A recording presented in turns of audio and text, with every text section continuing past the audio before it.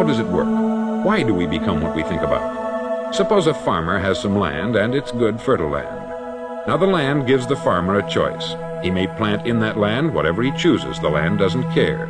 It's up to the farmer to make the decision. Now remember, we're comparing the human mind with the land, because the mind, like the land, doesn't care what you plant in it. It will return what you plant, but it doesn't care what you plant. Now let's say that the farmer has two seeds in his hand. One is a seed of corn, the other is nightshade, a deadly poison. He digs two little holes in the earth and he plants both seeds, one corn, the other nightshade. He covers up the holes, waters, and takes care of the land, and what will happen? Invariably, the land will return what is planted. So up come the two plants, one corn, one poison. Now the human mind is far more fertile, far more incredible and mysterious than the land, but it works the same way.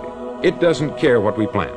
Success, failure, a concrete worthwhile goal, or confusion, misunderstanding, fear, anxiety, and so on. But what we plant, it will return to us.